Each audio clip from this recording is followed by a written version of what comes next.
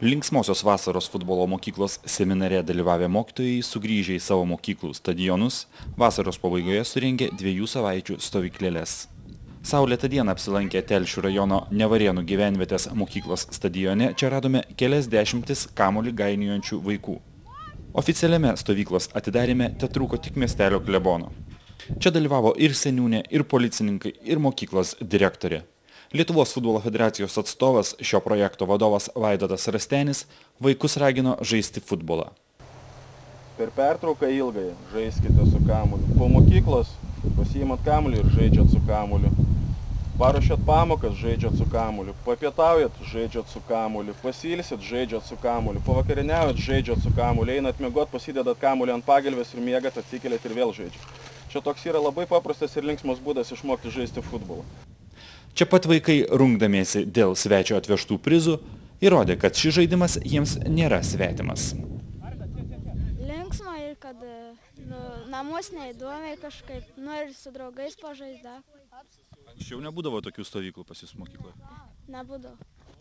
Kaip sužinojo apie šitą stovyklą? Man mokytojas parašė, pasakė du draugai. Ar dažnai kieme žaidžiat futbolą? Kieme, laukuose kažkur? Stadione kartais su draugais. Kiekvieną dieną.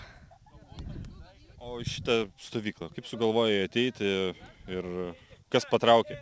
Nu per draugą tėvas ėjo. Draugą tėvą sužinojai, ir čia pradėjau eiti. O tai, kad stovykla yra šalia mokyklos vasarą, tai negazdina, kad ne mokykla neatsibosta? Ne, nes aš ne čia gyvenu, Telšiuos. Telšių mokyklą einu. O pats ateityje norėtum būti futbolininkas? Aha. Kokiu norėtum būti, ką panašus? Ir Ronaldinho. Mokyklos kūno kultūros mokytojas teigia, kad susidomėjimas šią stovyklą buvo didelis ir vaikų nereikėjo raginti ateiti. Didelį įspūdį, aišku, duoda vaikams naujas inventorius, tie maži vartukai ir jie dar daugiau užduočių davėm, jie labai aktyviai. Labiausiai padeda ar tas inventorius, naujai gautas kamuoliai, ar tos žinios, kurias gavote akademijoje? Man asmeniškai gal daugiau aišku, tiesiai šviesiai, aišku, tas inventorius labai daug ką prideda ir vaikams pritraukti, bet aš ne tik inventorių džiaugiuosi, bet man labai daug žinių davė tas 2 dienų seminaras. Daug mokytojų, kurie su futbolu taip tiesiogiai nebuvo susidūrę. Jie taip žinojo, kad yra futbolas, žinojo, kad yra kamuolys, yra vartai, yra žaidėjai, yra vartininkas, daugiau nieko. Tai tas seminaras turbūt mokytojams labiausiai yra įstrigęs. O šiaip vaikų užimtumas be abejo juos džiugina, nes mokytojai, aš manau, kuriem, sakykime, mažiau rūpi tie vaikai, ar jie neturi galimybių jais užsiimti, jie paprasčiausiai čia ir nedalyvauja. Čia dalyvauja mokytojai, kurie iš tiesų nuoširdžiai nori, kad vaikai sportuotų, vaikai vasarą būtų užimti. Tai tie mokytojai, manau, jie to nesako, bet turbūt jiems tai yra be abejo svarbu, nes jiems rūpi vaikai ir jų užimtumas. Labai reikalingi yra tie projektai, tikrai reikalingi.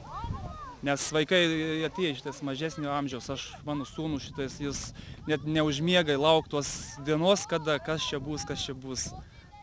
Labai laukia.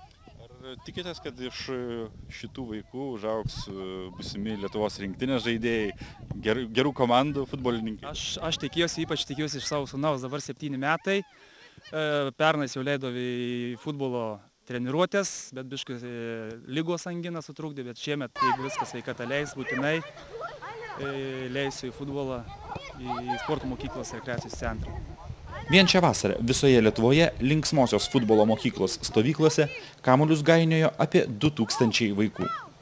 Galbūt kažkuris iš jų po 10 metų šią stovyklą prisimins kaip vieną pirmųjų žingsnių į didįjį futbolą.